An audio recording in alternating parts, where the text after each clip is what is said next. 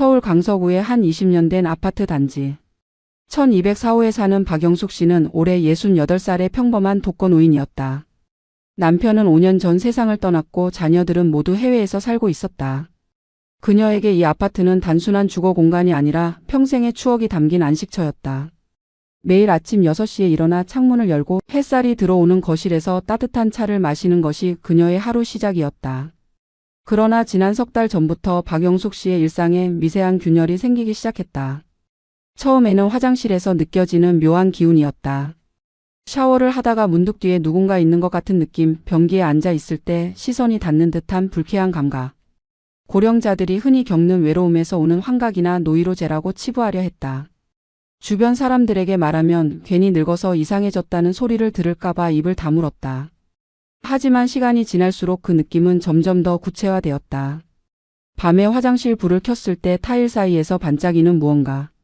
노안 때문에 잘 보이지 않았지만 분명히 무언가가 있었다. 박영숙 씨는 처음에 곰팡이나 결로 현상으로 생각했다.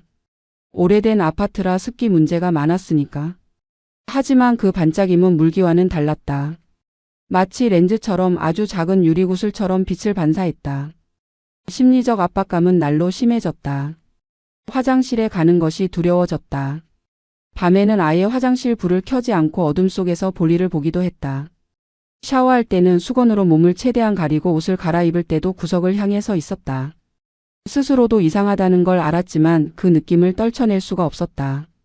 20년을 살아온 집이 가장 안전해야 할 공간이 이제는 감옥처럼 느껴지기 시작했다. 어느 날 밤 박영숙 씨는 잠을 이룰 수 없었다. 화장실의 그 묘한 느낌이 머릿속에서 떠나지 않았다.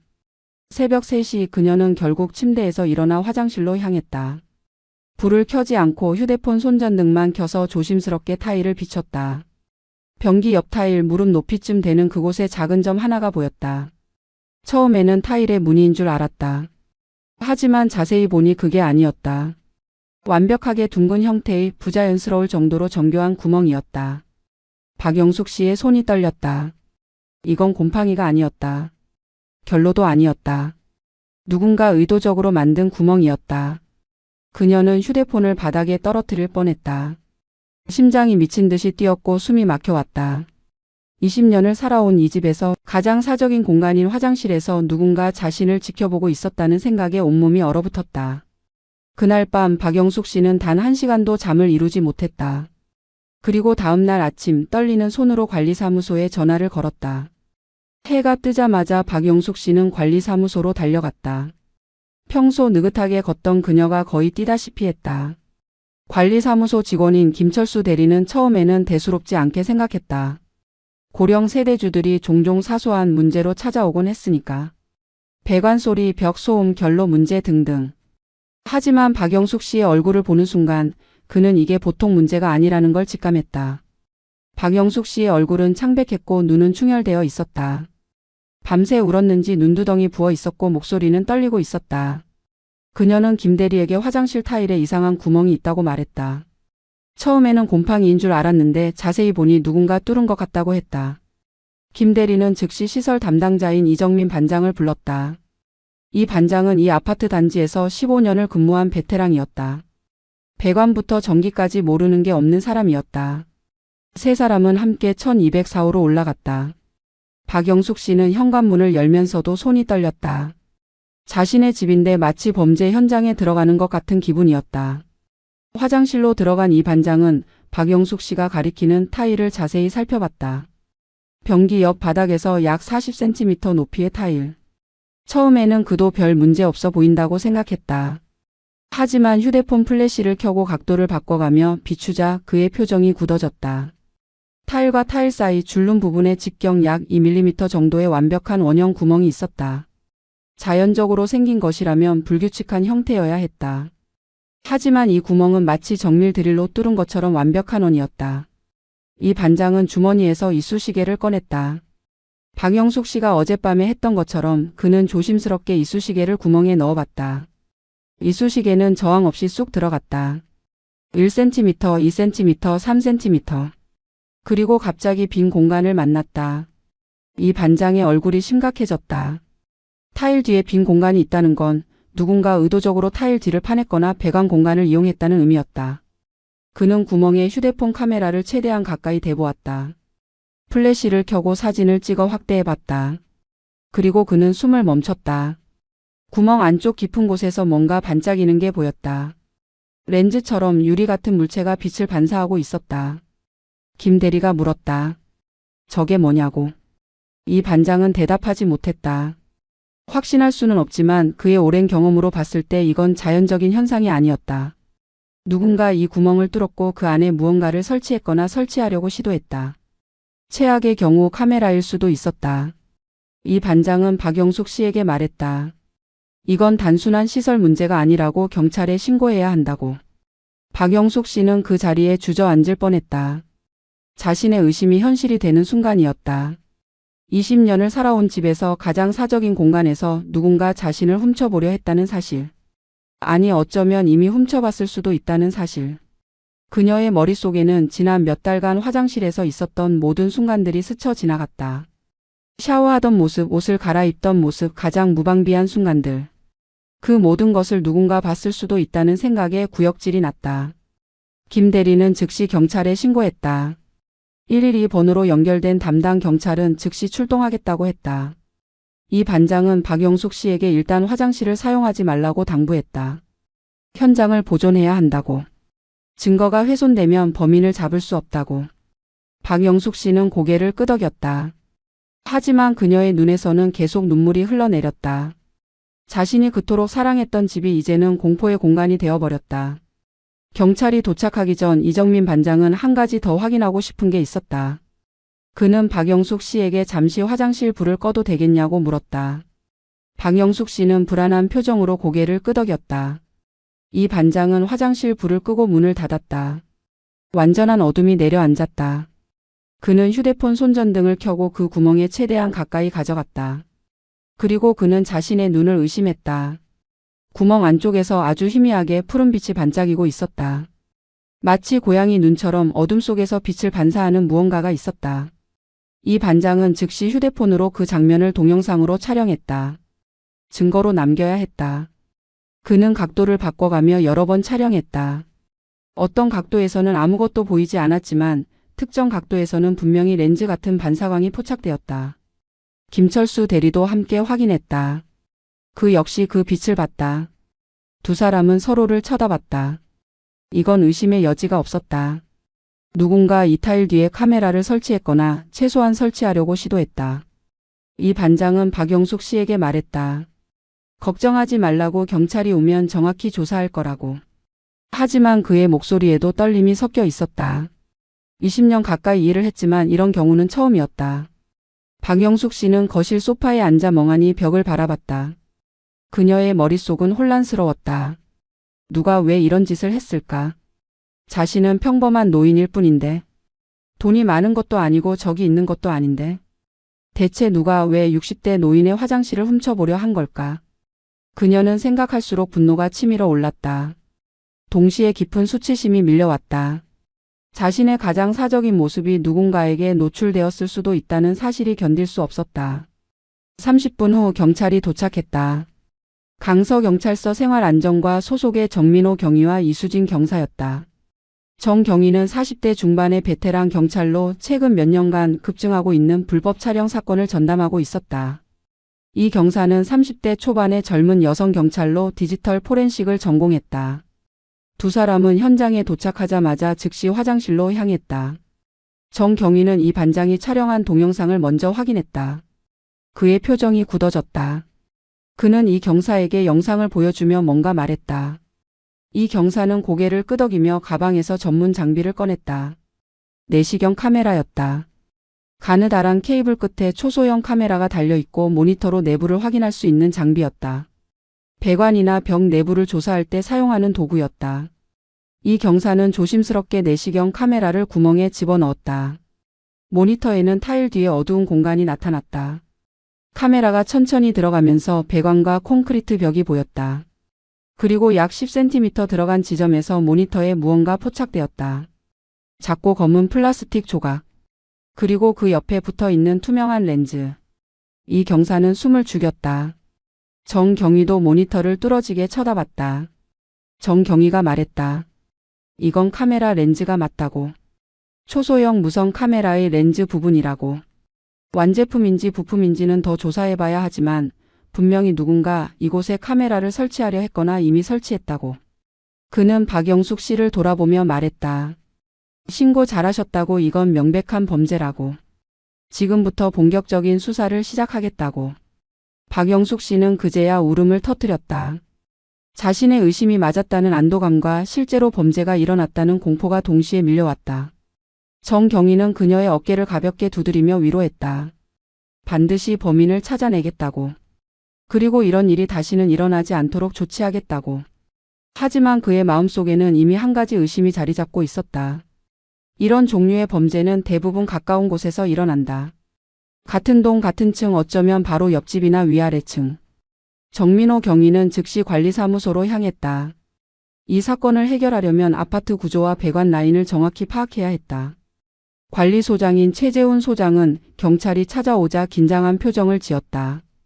20년 넘게 관리소장을 해왔지만 이런 종류의 사건은 처음이었다. 살인, 자살, 화재는 겪어봤지만 불법 촬영은 완전히 다른 차원의 문제였다. 정경희는 최 소장에게 1204호의 배관 구조도를 요청했다.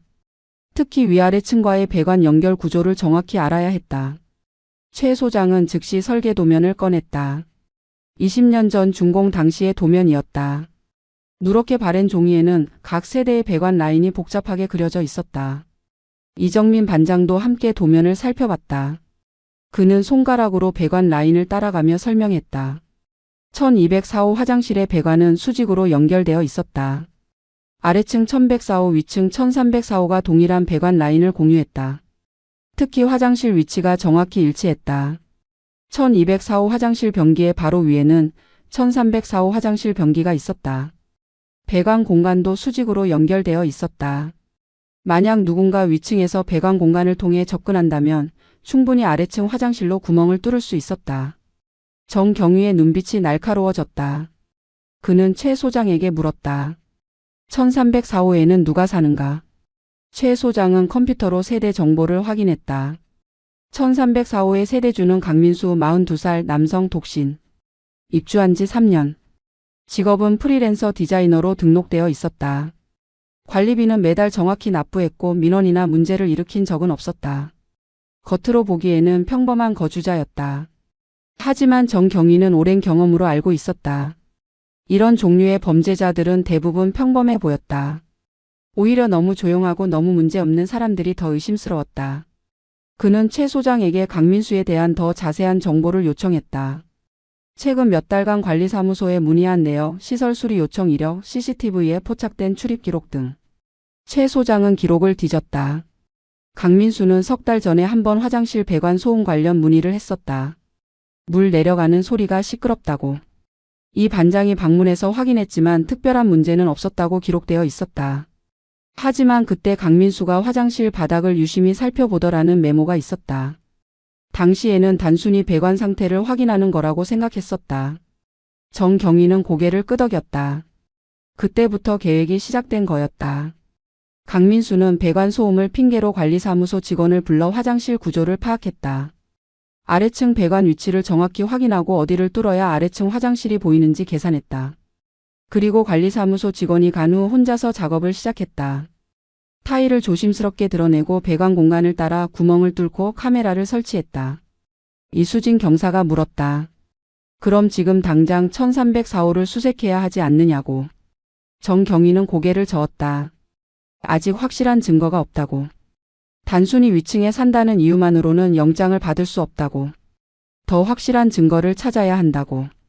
그는 최 소장에게 1304호의 최근 쓰레기 배출 기록을 요청했다. 혹시 공구나 타일, 건축 폐기물을 버린 적이 있는지. 최 소장은 환경미화원에게 연락했다. 환경미화원은 기억을 더듬었다. 약 2달 전쯤 1304호에서 묘하게 무거운 쓰레기 봉투를 버린 적이 있었다. 일반 쓰레기인데 유난히 무겁고 뭔가 딱딱한 게 들어있는 느낌이었다. 하지만 불법 투기는 아니어서 그냥 수거했다고 했다. 지금 생각해보니 그게 타일이나 시멘트 조각이었을 수도 있다고. 정경희는 모든 정황이 강민수를 가리키고 있다고 판단했다. 하지만 여전히 결정적 증거가 부족했다. 그는 이 경사에게 지시했다. 1204호 화장실의 구멍을 더 정밀하게 조사하라고.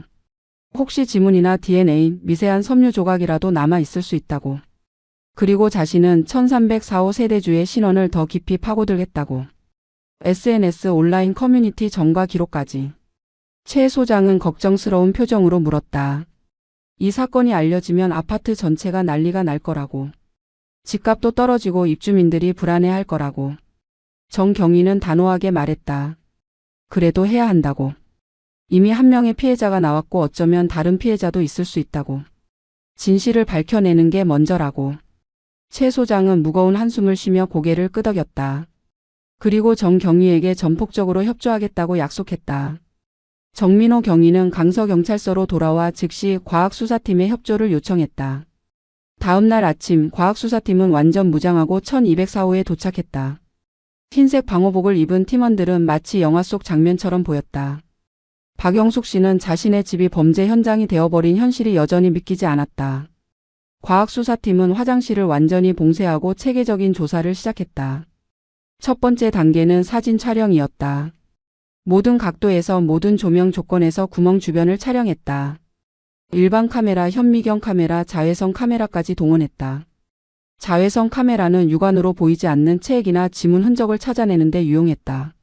하지만 타일은 너무 매끄럽고 자주 청소되어서 선명한 지문을 찾기는 어려웠다. 두 번째 단계는 미세 증거물 채취였다. 과학수사요원은 특수 테이프로 구멍 주변을 조심스럽게 눌렀다. 머리카락 한 올, 섬유 조각 하나라도 놓치지 않기 위해서였다. 실제로 구멍 가장자리에서 아주 작은 플라스틱 가루가 검출되었다. 현미경으로 확인해보니 검은색 플라스틱 재질이었다. 카메라 외장재나 공구 손잡이에서 떨어져 나온 것으로 추정되었다. 세 번째 단계는 구멍 내부 탐색이었다. 전날 이수진 경사가 내시경 카메라로 확인했던 렌즈 부분을 더 정밀하게 조사해야 했다. 과학수사팀은 더 얇고 성능 좋은 내시경을 사용했다. 화면에는 타일 뒤에 어두운 공간이 생생하게 나타났다. 배관을 따라 카메라가 이동하면서 여러 가지 흔적들이 포착되었다. 먼저 눈에 띈 것은 드릴 자국이었다. 콘크리트 벽면에 명확한 드릴 흔적이 남아 있었다. 구멍의 직경, 드릴 비트의 패턴 깊이까지 모두 측정했다. 이를 통해 어떤 종류의 드릴이 사용되었는지 역추적할 수 있었다. 전문가의 추정으로는 소형 전동 드릴, 아마도 충전식 핸드 드릴이었을 것이라고 했다. DIY 매장에서 쉽게 구할 수 있는 종류였다. 그리고 약 15cm 깊이에서 결정적인 증거가 발견되었다. 작은 금속 나사 하나가 배관 틈에 걸려 있었다. 길이 약 5mm, 직경 2mm 정도의 정밀 나사였다. 이런 나사는 주로 소형 전자기기나 카메라 조립에 사용되었다. 과학수사요원은 특수 집게로 조심스럽게 나사를 회수했다. 이 나사에서 지문이나 DNA가 검출될 가능성은 낮았지만 제품 추적에는 도움이 될 수 있었다. 더 안쪽으로 들어가자 전날 발견했던 렌즈가 나타났다. 과학수사요원은 숨을 죽이고 렌즈를 자세히 관찰했다. 직경 약 3mm의 초소형 렌즈였다. 주변에는 검은 플라스틱 하우징의 일부가 붙어 있었다. 렌즈 표면에는 미세한 스크래치가 있었다. 아마도 설치 과정에서 생긴 것으로 보였다. 박준영 경정은 이 렌즈를 조심스럽게 회수하기로 결정했다. 하지만 문제가 있었다. 렌즈가 배관 틈 깊숙한 곳에 있어서 일반적인 방법으로는 꺼낼 수 없었다. 자칫 잘못하면 렌즈가 더 깊이 들어가거나 파손될 수 있었다. 그는 특수 제작된 가느다란 집게를 사용하기로 했다. 내시경 카메라로 실시간 모니터링하면서 아주 천천히 집게를 넣었다. 10분간의 긴장된 작업 끝에 렌즈가 성공적으로 회수되었다. 박 경정은 즉시 렌즈를 증거봉투에 넣고 봉인했다. 이 렌즈는 감식센터로 보내져 제조사, 모델, 유통 경로를 추적할 예정이었다. 만약 온라인으로 구매한 것이라면 구매 기록을 통해 범인을 특정할 수도 있었다. 네 번째 단계는 주변 탐색이었다. 정민호 경위는 한 가지 의문이 들었다. 만약 범인이 이곳에만 카메라를 설치했을까? 혹시 다른 곳에도 시도하지 않았을까? 그는 과학수사팀에게 화장실 전체를 샅샅이 조사해달라고 요청했다. 천장, 환풍기, 배수구, 모든 타일 틈, 코너 구석구석. 과학수사 요원들은 사다리를 가져와 천장을 조사했다. 화장실 천장에는 환풍기가 설치되어 있었다. 환풍기 커버를 열자 그 안에서 또 다른 충격적인 발견이 있었다. 환풍기 내부 모터 옆에 가느다란 전선이 잘려진 채로 남아 있었다. 전선의 끝부분은 깨끗하게 절단되어 있었다. 마치 무언가를 연결했다가 급하게 제거한 것처럼. 박경정은 전선을 자세히 살펴봤다. 이건 일반적인 전기 배선이 아니었다. 너무 가늘고 피복 색깔도 달랐다. 아마도 소형 카메라의 전원선이나 신호선으로 추정되었다. 그는 전선을 회수하고 환풍기 내부를 더 조사했다. 모터 뒤편에서 작은 플라스틱 고정 클립이 발견되었다. 이것도 카메라 설치용 부품으로 보였다. 정경위의 얼굴이 어두워졌다. 이건 일회성 범죄가 아니었다. 범인은 여러 곳에 카메라를 설치하려 했다. 타일 구멍은 성공했지만 환풍기는 어떤 이유로든 중단했거나 실패한 것으로 보였다. 어쩌면 박영숙 씨가 눈치를 채기 시작해서 급하게 철거했을 수도 있었다. 아니면 기술적 문제로 제대로 작동하지 않았을 수도 있었다. 박영숙 씨는 이 이야기를 듣고 다리에 힘이 풀렸다. 한 곳도 아니고 여러 곳에 카메라를 설치하려 했다니. 얼마나 오랫동안 얼마나 집요하게 자신을 노렸던 걸까. 그녀는 자신의 모든 일상이 감시당했을 수도 있다는 생각에 온몸이 떨렸다. 샤워할 때, 옷 갈아입을 때, 화장실 사용할 때 모든 순간이 누군가의 눈에 노출되었을지도 모른다. 정경위는 박영숙 씨를 위로하며 말했다. 다행히 환풍기 카메라는 제대로 작동하지 않았던 것 같다고. 전선이 잘려 있다는 건 제거되었다는 의미라고. 하지만 타일 구멍의 카메라는 달랐다. 그건 제대로 설치되었을 가능성이 높았다. 얼마나 오래 작동했는지, 어떤 영상이 촬영되었는지는 범인을 잡아야 알 수 있었다. 과학수사팀의 조사는 오후까지 계속되었다. 배수구, 환기구, 문틈 모든 곳을 조사했지만 추가 증거는 발견되지 않았다. 일단 범인이 시도한 곳은 두 곳 타일 구멍과 환풍기로 확정되었다. 박경정은 채취한 모든 증거물을 정리하고 감식센터로 보냈다. 플라스틱 가루, 금속 나사, 렌즈, 전선, 고정 클립. 이 작은 조각들이 범인을 잡는 열쇠가 될 것이었다. 저녁 무렵 정경위는 결심했다. 이제 위층으로 올라갈 때였다. 1304호 강민수의 집. 아직 확실한 물증은 없었지만 모든 정황이 그를 가리키고 있었다. 위층 배관 구조를 확인하고 가능하다면 강민수와 직접 대면할 필요가 있었다. 13층에 도착한 정민호 경위와 이수진 경사는 1304호 앞에 섰다. 정경위는 초인종을 눌렀다. 아무 반응이 없었다. 그는 문을 두드렸다. 똑똑똑. 여전히 조용했다. 집에 없는 걸까? 아니면 경찰이 온 걸 알고 일부러 나오지 않는 걸까? 정경위는 다시 한번 힘차게 문을 두드렸다. 그때 안에서 인기척이 들렸다. 발소리, 뭔가 움직이는 소리. 현관문이 조심스럽게 열렸다. 문틈으로 한 남자의 얼굴이 보였다. 40대 초반으로 보이는 남자 강민수였다. 그는 안경을 쓰고 있었고 얼굴에는 며칠간 면도하지 않은 수염이 자라 있었다. 헐렁한 티셔츠와 추리닝 바지 차림이었다. 경찰을 보자 그의 눈동자가 순간 흔들렸다. 아주 짧은 순간이었지만 정경위는 놓치지 않았다. 정경위가 경찰 신분증을 보여주며 말했다. 아래층에서 발생한 사건과 관련해서 몇 가지 여쭤볼 게 있다고. 강민수는 잠시 망설이다가 문을 열었다. 두 경찰은 현관으로 들어갔다. 집안은 의외로 깔끔했다. 거실에는 대형 모니터 3대가 놓인 컴퓨터 책상이 있었다. 디자이너라는 직업답게 그래픽 작업 환경이 갖춰져 있었다. 벽에는 영화 포스터와 게임 캐릭터 피규어들이 진열되어 있었다. 정경위가 물었다. 최근 아래층에서 소음 문제나 다른 민원이 있었는지 알고 있느냐고. 강민수는 고개를 저었다. 아무것도 모른다고 자신은 주로 집에서 일하느라 이웃과 거의 교류가 없다고 답했다. 목소리는 차분했지만 손이 계속 떨리고 있었다. 긴장하고 있다는 명백한 신호였다. 이수진 경사가 질문을 이어갔다. 석 달 전쯤 화장실 배관 소음으로 관리사무소에 문의한 적이 있다고 들었다고. 그때 무슨 문제가 있었느냐고. 강민수는 잠시 생각하는 척하더니 대답했다.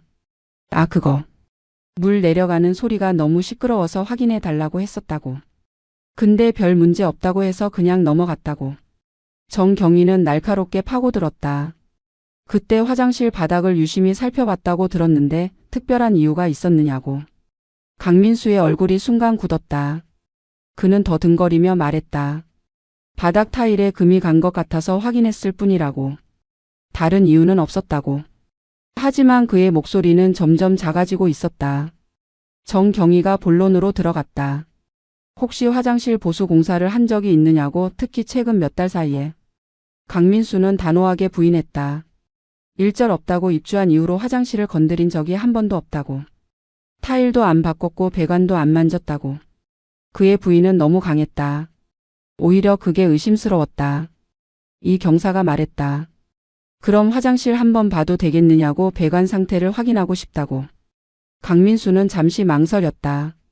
그의 눈동자가 빠르게 움직였다. 뭔가 계산하고 있는 것 같았다. 그는 마지못해 고개를 끄덕였다. 화장실 문을 여는 순간 정경희는 미세한 소독약 냄새를 맡았다. 락스 냄새였다. 화장실은 지나칠 정도로 깨끗했다. 타일은 반짝반짝 빛났고 변기는 새 것처럼 하였다. 바닥에는 물기 하나 없었다. 마치 누군가 최근에 대청소를 한 것처럼. 정경희는 무릎을 꿇고 바닥을 자세히 살펴봤다. 변기 옆 정확히 아래층 1204호 화장실 구멍 위치에 해당하는 부분. 타일을 손으로 눌러보고 줄눈을 손톱으로 긁어봤다. 그때 미세한 차이를 발견했다. 다른 타일들에 비해 한 부분만 줄눈이 새 것처럼 깨끗했다. 색깔도 미묘하게 달랐다. 정경희가 강민수를 쳐다봤다. 이 부분 줄눈을 최근에 다시 했느냐고. 강민수는 또 부인했다. 절대 아니라고. 입주할 때부터 그대로라고. 하지만 그의 이마에는 땀방울이 맺히고 있었다. 정경희는 확신했다. 이 남자가 뭔가 숨기고 있다. 이 경사는 천장도 확인했다. 그리고 배관 점검구에서 이상한 점을 발견했다. 점검구 커버의 나사가 다른 곳에 비해 깨끗했다. 녹도 없고 페인트 자국도 없었다. 최근에 교체한 나사였다.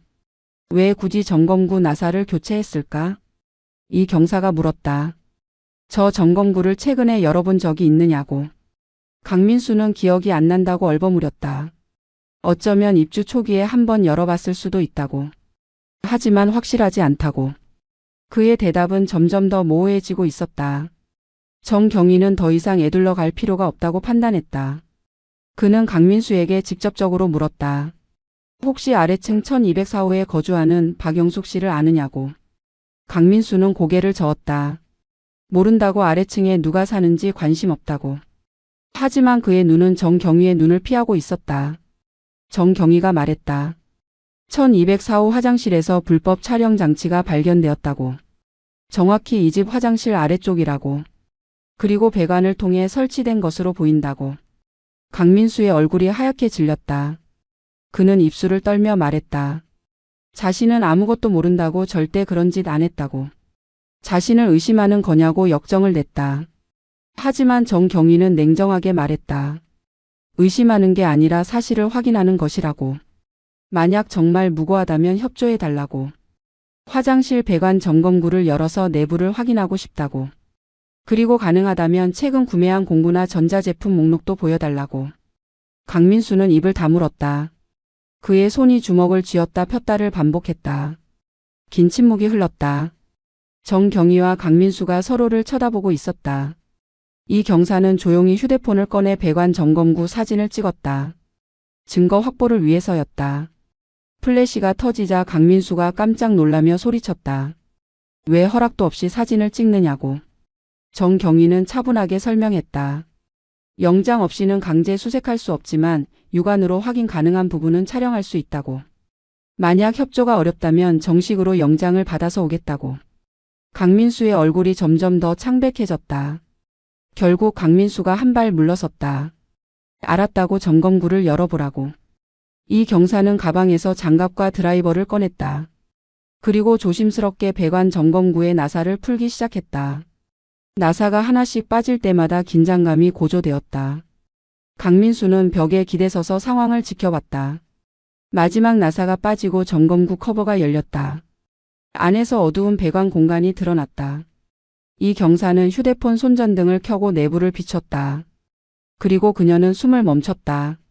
안에 뭔가 있었다. 이수진 경사의 손전등 빛이 배관 점검구 내부를 후었다. 처음에는 평범한 배관과 콘크리트 벽만 보였다. 하지만 조금 더 깊숙이 빛을 비추자 점검구 안쪽 모서리에 뭔가 놓여 있는 게 보였다. 검은색 천으로 대충 덮여 있었지만 그 아래로 금속 광택이 살짝 비쳐나왔다.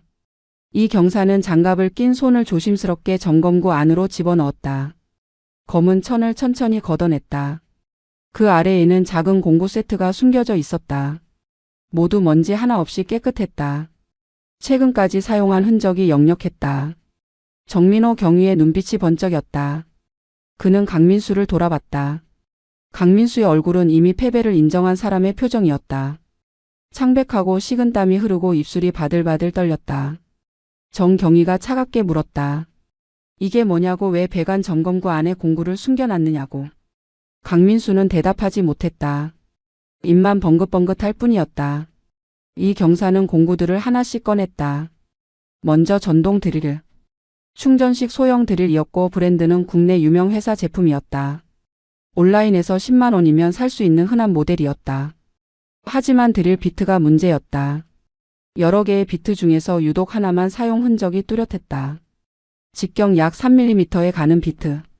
끝부분에는 콘크리트 가루와 타일 가루가 묻어 있었다. 정경희는 즉시 그 비트를 증거 봉투에 넣었다. 이 비트를 감식센터로 보내 아래층 구멍에 드릴 자국과 대조하면 확실한 증거가 될 것이었다. 만약 패턴이 일치한다면 이 드릴로 아래층 화장실 구멍을 뚫었다는 것이 과학적으로 입증되는 것이었다. 다음으로 정밀 드라이버 세트. 여러 크기의 드라이버가 케이스에 정리되어 있었다. 그중 가장 작은 드라이버 끝에는 검은 플라스틱 가루가 묻어 있었다. 아마도 카메라 케이스를 분해하거나 조립할 때 사용한 것으로 보였다. 이것도 증거 봉투에 넣었다. 나중에 현미경 분석을 하면 플라스틱 재질을 특정할 수 있을 것이었다. 그리고 마지막으로 작은 플라스틱 케이스. 이 경사가 케이스를 조심스럽게 열었다. 안에는 전자부품들이 가득 들어 있었다. 모두 온라인에서 구매할 수 있는 제품들이었다. 몰카 제작용 부품들이었다. 정경희는 케이스 안의 카메라 모듈을 자세히 살펴봤다. 하나는 완전한 상태였지만 다른 하나는 렌즈 부분이 떨어져 나간 상태였다. 그는 즉시 깨달았다. 아래층 배관에서 발견된 렌즈가 바로 이 카메라에서 떨어져 나간 것이다.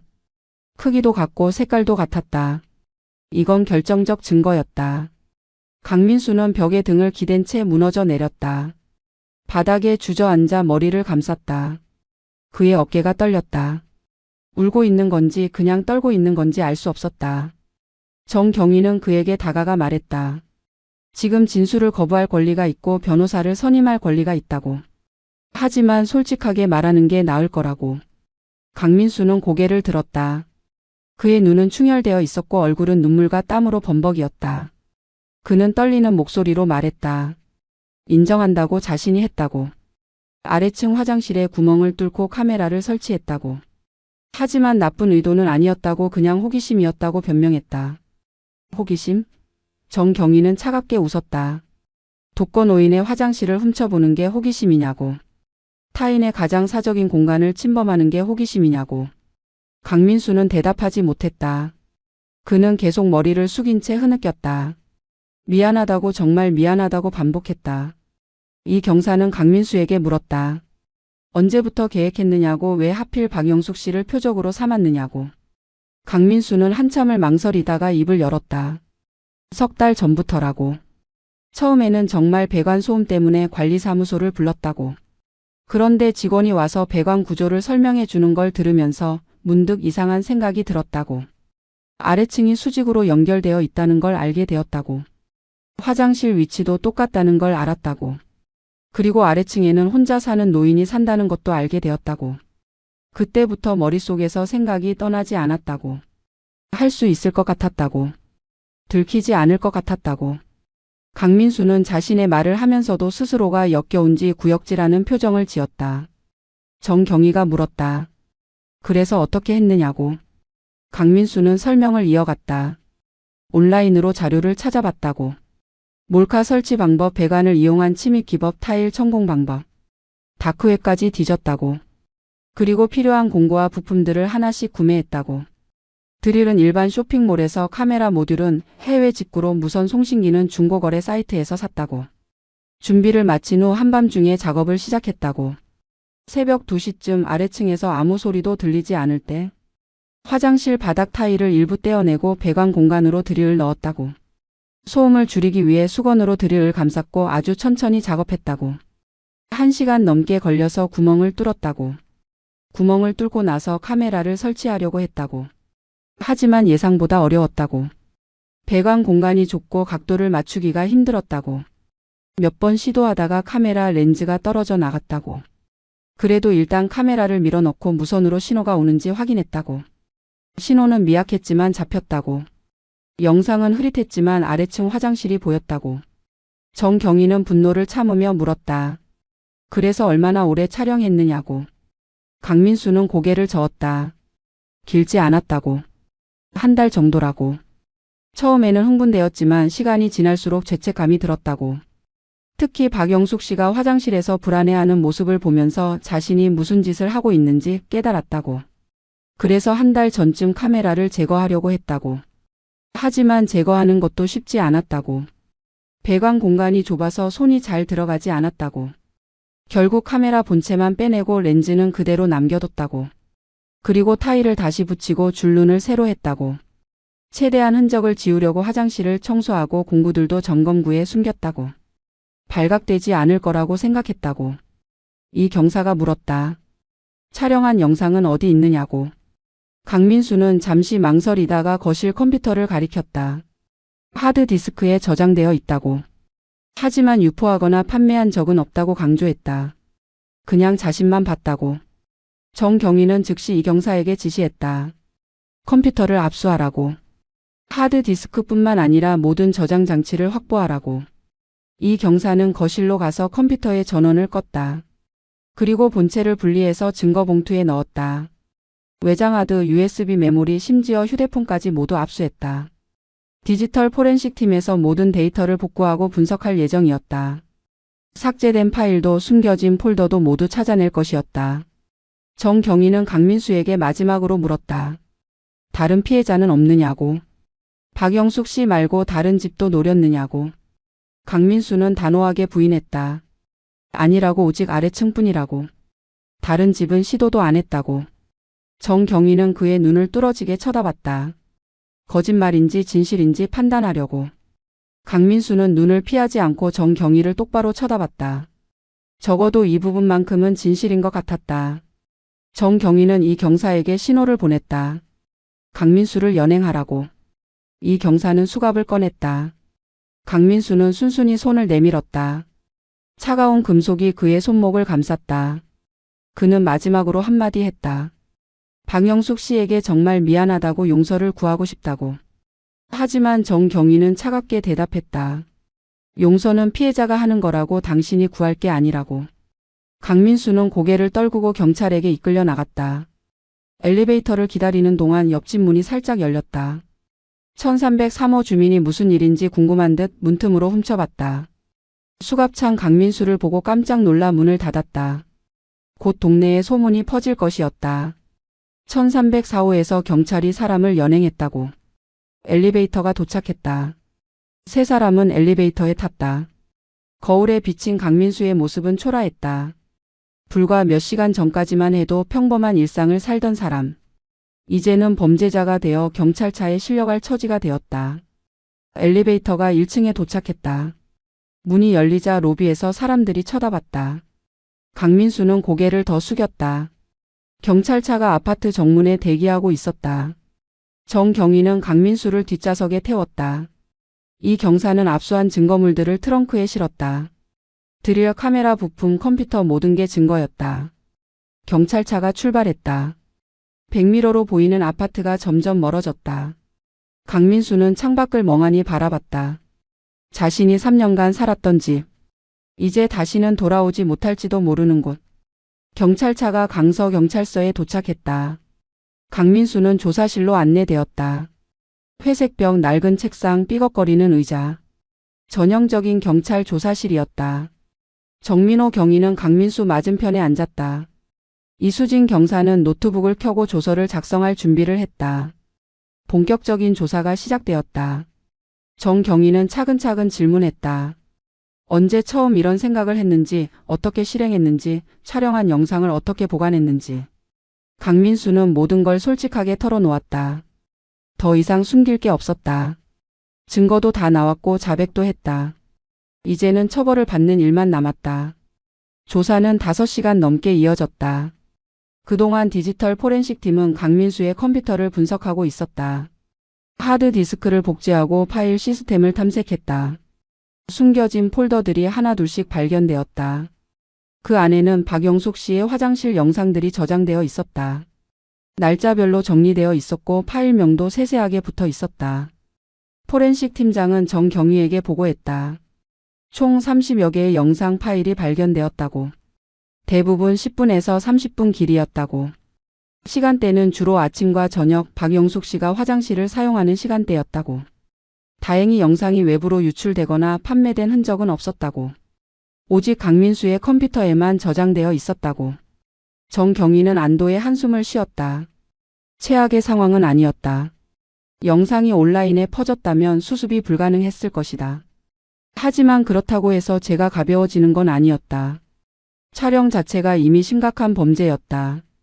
성폭력 처벌법상 카메라 등 이용 촬영죄에 해당했다. 최대 7년 이하의 징역이나 5천만 원 이하의 벌금형이었다. 저녁 무렵 정경위는 박영숙 씨에게 전화를 걸었다. 용의자를 체포했다고 위층에 사는 강민수라는 남자라고 알려줬다.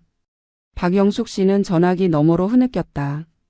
역시 위층이었냐고 바로 위에서 자신을 내려다보고 있었냐고 물었다. 정경위는 조용히 그렇다고 대답했다. 박영숙 씨는 당장 경찰서로 가겠다고 했다. 그 남자를 직접 보고 싶다고 왜 자신을 그렇게 괴롭혔는지 물어보고 싶다고 했다. 정경위는 말렸다. 지금은 조사 중이라고 내일 오전에 피해자 조사가 있으니 그때 오라고 했다. 하지만 박영숙 씨는 고집을 부렸다. 지금 당장 가야 한다고 한시도 참을 수 없다고 했다. 결국 정경위는 허락했다. 1시간 후에 오라고 하지만 직접 대면은 어렵다고 말했다. 조사실 밖에서 유리창 너머로만 볼 수 있다고. 박영숙 씨는 그것만으로도 충분하다고 했다. 그 남자의 얼굴을 직접 보고 싶다고 그래야 마음이 조금이라도 정리될 것 같다고 했다. 1시간 후 박영숙 씨가 경찰서에 도착했다. 그녀는 딸과 함께 왔다. 딸은 해외에 살고 있었지만 급히 귀국했다. 어머니가 이런 끔찍한 일을 당했다는 소식을 듣고 비행기를 탔다. 20시간 넘게 걸려 한국에 도착한 그녀는 지쳐 보였다. 하지만 어머니를 위해 강한 모습을 보이려 애쓰고 있었다. 정경위는 모녀를 조사실 옆 관찰실로 안내했다. 일방향 유리창이 있는 방이었다. 이쪽에서는 조사실 안이 보이지만 조사실에서는 이쪽이 보이지 않았다. 박영숙 씨는 유리창 앞에 섰다. 그리고 조사실 안에 강민수를 봤다. 강민수는 책상에 엎드려 있었다. 긴 조사에 지쳐 보였다. 얼굴은 창백했고 눈은 충혈되어 있었다. 손목에는 수갑이 채워져 있었다. 박영숙 씨는 그를 보자 온몸이 떨렸다. 저 남자가, 저 평범해 보이는 남자가 자신의 삶을 지옥으로 만든 범인이었다. 3달 동안 자신을 괴롭힌 악마였다.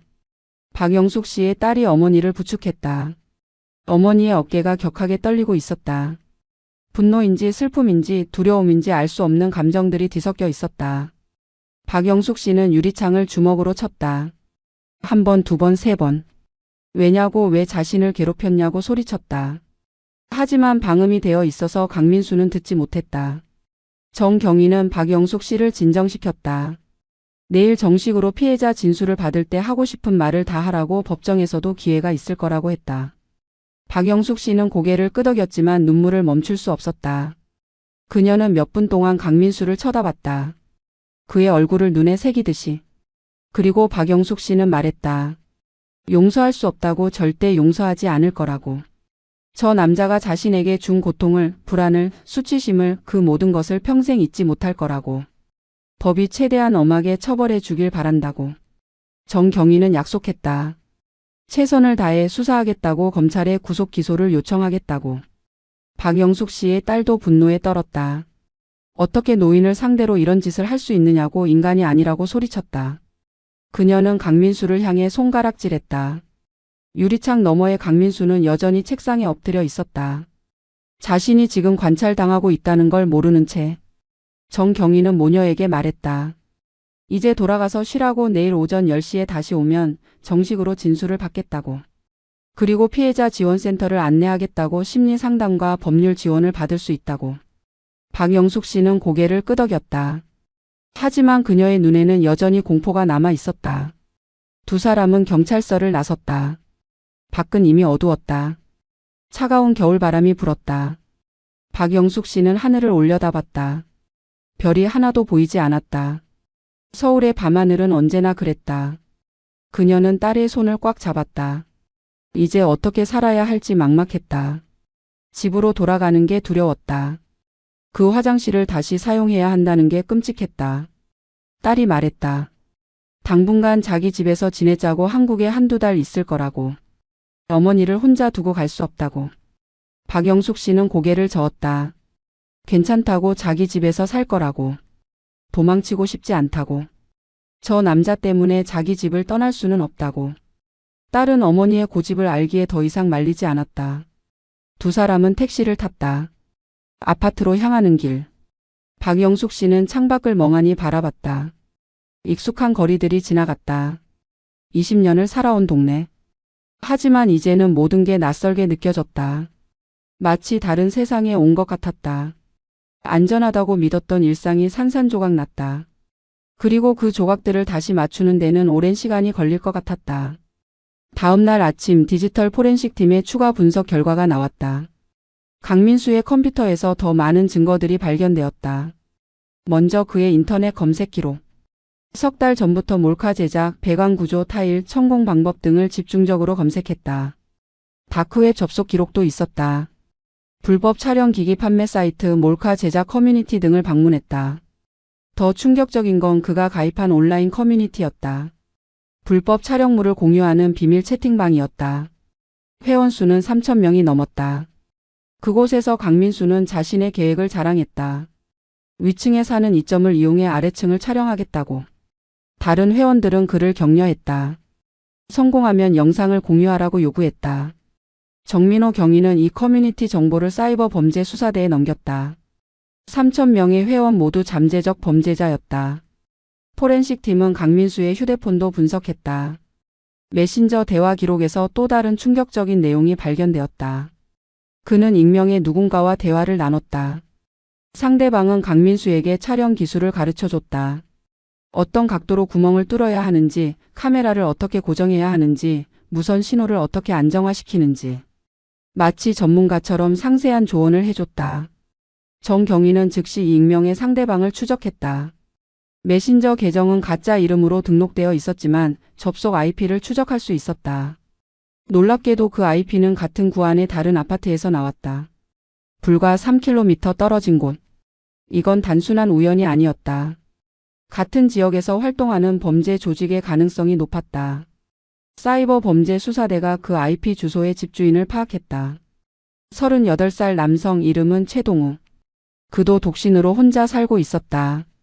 직업은 무직으로 되어 있었다. 정과 조회 결과 5년 전 성범죄로 집행유예를 받은 기록이 있었다. 당시 제목은 공중 밀집 장소 추행. 지하철에서 여성을 추행한 사건이었다. 정경위는 즉시 최동욱에 대한 체포영장을 신청했다. 강민수에게 범행 방법을 교사한 혐의, 그리고 불법 촬영 방조 혐의. 영장은 당일 오후에 발부되었다. 수사팀은 즉시 최동욱의 집으로 향했다. 이번에는 특공대까지 동원했다. 증거 인멸을 막기 위해서였다. 최동욱의 집 문을 두드렸지만 반응이 없었다. 수차례 경고 후 특공대가 문을 강제로 열었다. 집 안은 컴퓨터와 전자장비들로 가득했다. 거실에는 모니터 6대가 벽면을 가득 채우고 있었다. 각 모니터에는 서로 다른 화면이 켜져 있었다. CCTV 영상처럼 보이는 화면들이었다. 정경위는 가까이 다가가 화면들을 확인했다. 그리고 경악했다. 각 화면은 서로 다른 집의 화장실이나 방을 보여주고 있었다. 적어도 6곳 이상의 집이 실시간으로 감시되고 있었다. 모두 여성들이 사는 집으로 보였다. 혼자 사는 젊은 여성, 모녀가 사는 집, 자매가 사는 집 등. 침실에서 최동욱이 발견되었다. 그는 이불을 뒤집어 쓴 채 숨어 있었다. 경찰을 보자 그는 극도로 당황했다. 최동욱을 조사실로 데려왔다. 그는 완강하게 부인했다. 자신은 아무 죄도 없다고 그저 컴퓨터 취미가 있을 뿐이라고 주장했다. 하지만 포렌식 팀의 분석 결과는 달랐다. 그 영상들은 모두 불법 촬영된 것들이었다. 최동욱의 컴퓨터에서는 수백 개의 불법 촬영 영상이 발견되었다. 날짜별, 장소별, 인물별로 세밀하게 분류되어 있었다. 그는 단순한 촬영자가 아니라 유통업자였다. 촬영한 영상들을 다크웹에서 판매하고 있었다. 가격은 영상 한 개당 10,000원에서 100,000원까지 다양했다. 더 충격적인 건 그의 고객 명단이었다. 수백 명의 구매자 목록이 엑셀 파일로 정리되어 있었다. 이름, 연락처, 구매 내역, 선호하는 영상 유형까지 기록되어 있었다. 이건 단순한 개인 범죄가 아니라 대규모 불법 촬영물 유통 조직의 핵심이었다. 정경위는 즉시 사이버 범죄 수사대와 합동 수사를 시작했다. 최동욱의 고객 명단에 있는 모든 사람을 추적했다. 전국에 퍼져 있는 구매자들을 일일이 찾아내 조사했다. 그중 일부는 단순 구매자였지만 일부는 자신도 촬영자였다. 강민수는 이 조직의 말단이었다. 최동욱에게 기술을 배워 실행했지만 아직 영상을 판매하기 전에 잡혔다. 만약 조금만 더 늦었다면 박영숙 씨의 영상이 다크웹에 퍼졌을 것이다. 전 세계 수천 명의 사람들이 그 영상을 보고 다운로드하고 영구히 인터넷에 남았을 것이다. 박영숙 씨에게 이 사실을 알렸을 때 그녀는 말을 잃었다. 자신의 영상이 판매될 뻔했다니. 전 세계 사람들이 자신의 가장 사적인 모습을 볼 뻔했다니. 정경위는 그녀를 위로하며 말했다. 다행히 영상이 유포되기 전에 막았다고 압수한 모든 파일은 법원 판결 후 완전히 삭제될 거라고. 하지만 박영숙 씨는 위로받지 못했다. 아무리 영상이 삭제되어도 아무리 범인이 잡혀도 이미 일어난 일은 되돌릴 수 없었다. 석 달 동안 자신이 촬영당했다는 사실, 그 영상을 누군가 봤다는 사실은 지울 수 없었다. 강민수의 범행 동기도 밝혀졌다. 그는 조사에서 솔직하게 털어놓았다. 외로웠다고. 40대가 되도록 연애 한 번 제대로 못 해봤다고. 여성과 대화하는 것조차 두려웠다고. 그래서 온라인 세계로 도피했다고. 게임 커뮤니티 그리고 결국 불법 촬영 세계까지. 처음에는 온라인에서 떠도는 몰카 영상을 보기만 했다고. 하지만 점점 더 자극적인 걸 원하게 되었다고. 단순히 보는 것만으로는 만족이 안 되었다고.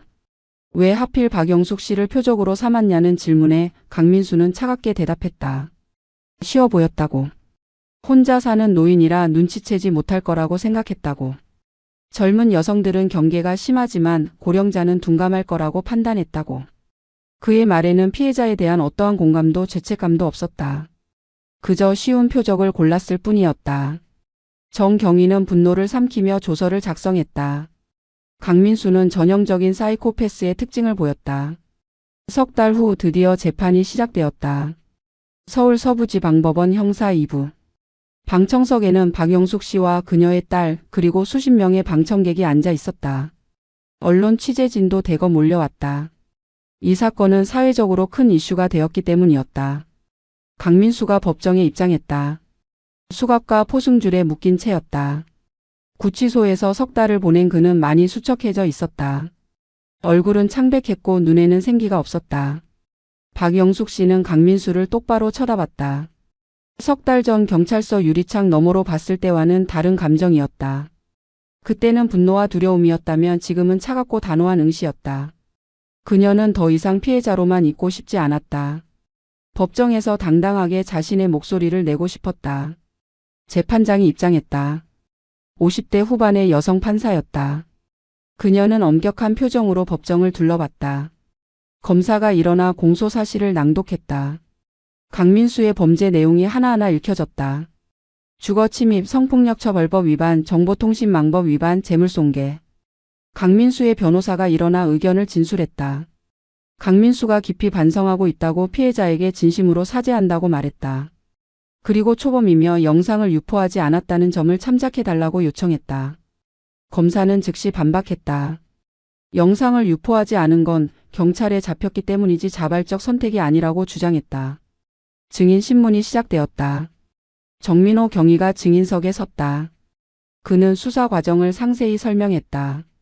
현장에서 발견한 증거들, 강민수의 자백, 컴퓨터에서 찾은 영상 파일들.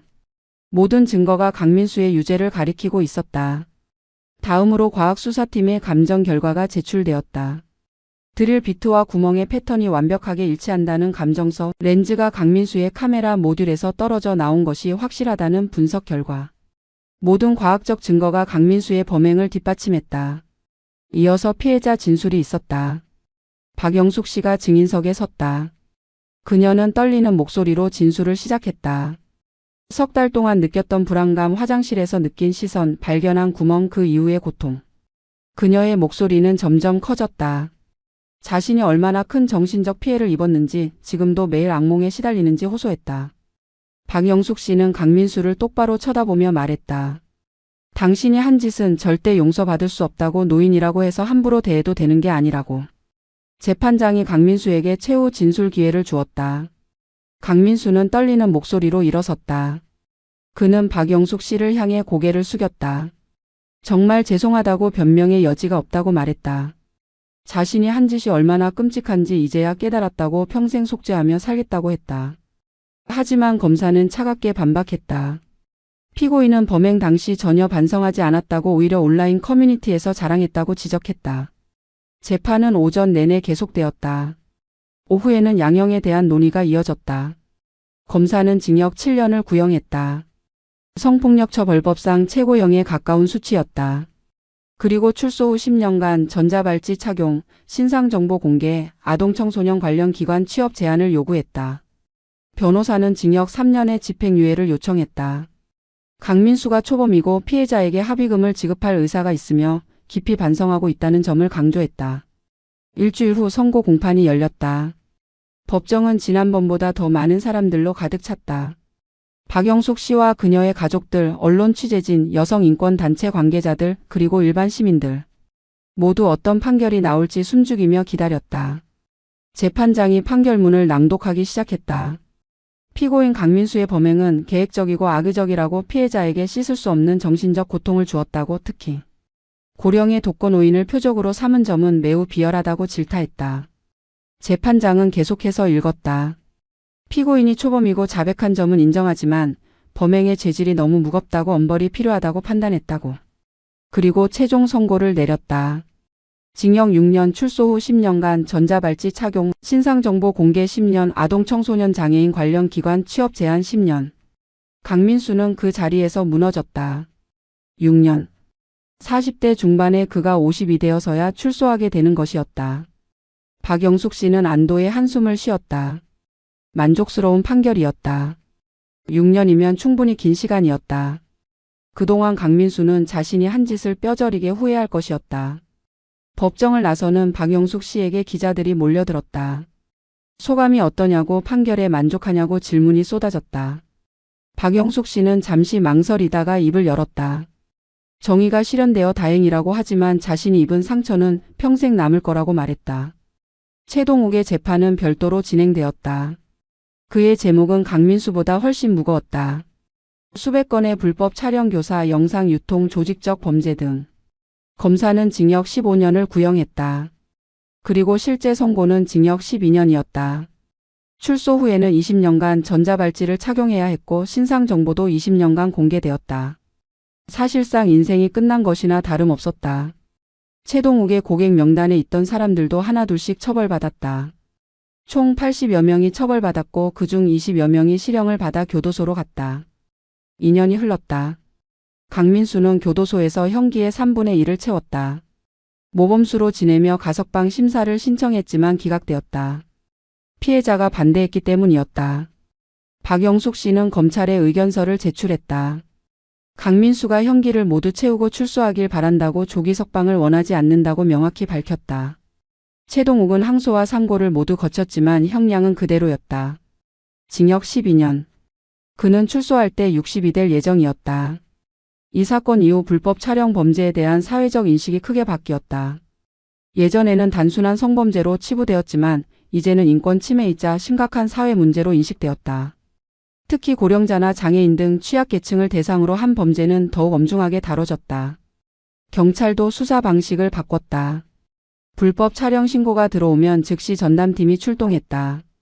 과학수사팀과 함께 현장을 정밀 조사했다. 초기 대응이 빨라지면서 검거율도 크게 올랐다. 아파트 관리 규정도 전국적으로 강화되었다. 모든 신축 아파트는 배관 공간을 완전 밀폐하도록 설계해야 했다. 기존 아파트도 점진적으로 배관 구조를 개선했다.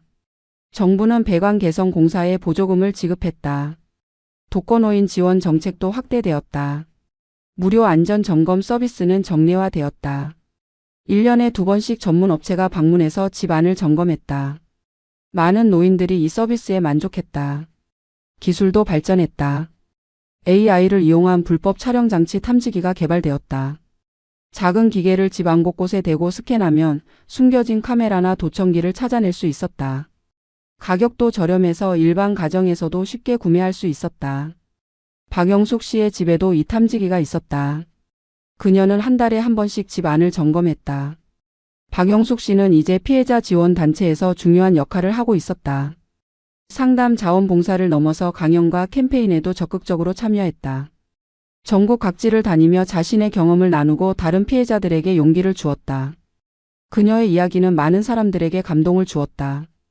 특히 노인복지관에서의 강연은 큰 호응을 얻었다. 비슷한 나이대의 청중들은 박영숙 씨의 이야기에 깊이 공감했다. 박영숙 씨의 활동은 언론에도 자주 소개되었다. 그녀는 불법 촬영 근절 운동의 상징적 인물이 되었다. 방송 출연 요청도 많았지만 그녀는 대부분 거절했다. 너무 많은 관심이 부담스러웠다. 대신 정말 필요한 곳, 자신의 이야기가 도움이 될 것 같은 곳에만 선택적으로 참여했다. 딸은 이제 해외에서 안정적으로 살고 있었다. 하지만 1년에 4번은 꼭 한국을 방문했다. 모녀 관계는 이 사건을 겪으면서 더욱 돈독해졌다. 박영숙 씨의 심리 상태도 많이 좋아졌다. 외상 후 스트레스 장애 증상은 거의 사라졌다. 여전히 가끔 악몽을 꾸긴 했지만 예전처럼 심하지 않았다. 화장실 사용도 이제는 편안했다. 완전히 리모델링한 화장실에서 그녀는 안전함을 느꼈다. 새로운 취미도 생겼다. 박영숙 씨는 요가를 시작했다. 일주일에 3번 동네 문화센터에서 노인 요가 수업을 들었다. 요가를 하면서 마음의 평화도 찾았다. 이웃들과의 모임도 계속되었다. 한 달에 한 번씩 같은 동 주민들이 모여 차를 마시고 수다를 떨었다. 대부분 비슷한 나이대의 노인들이었다. 그들은 서로의 안부를 물었고 건강 정보를 공유했고 때로는 여행 계획도 세웠다. 박영숙 씨는 이런 모임을 통해 외로움을 많이 덜었다. 계절이 바뀌어 다시 봄이 왔다. 3년 전 그 끔찍한 사건이 일어난 봄. 하지만 이제는 그때와 많이 달랐다. 어느 봄날 오후 박영숙 씨는 피해자 지원센터에서 전화를 받았다. 새로운 피해자가 있다고 60대 여성이고 비슷한 상황이라고. 상담을 부탁할 수 있겠냐고. 박영숙 씨는 주저없이 그렇겠다고 대답했다. 자신의 경험이 다른 누군가에게 도움이 된다면 기꺼이 나서고 싶었다. 다음 날 박영숙 씨는 센터로 향했다. 상담실에서 새로운 피해자를 만났다. 그녀의 눈에는 3년 전 자신의 모습이 보였다. 박영숙 씨는 그녀의 손을 잡았다. 그리고 말했다. 괜찮을 거라고. 시간이 걸리겠지만 반드시 회복할 수 있다고. 자신이 그 증거라고. 새로운 피해자는 박영숙 씨의 손을 꽉 잡으며 울었다. 박영숙 씨도 함께 울었다. 하지만 이번 눈물은 3년 전과 달랐다. 절망의 눈물이 아니라 연대의 눈물이었다. 함께 아파하고 함께 이겨내겠다는 다짐의 눈물이었다.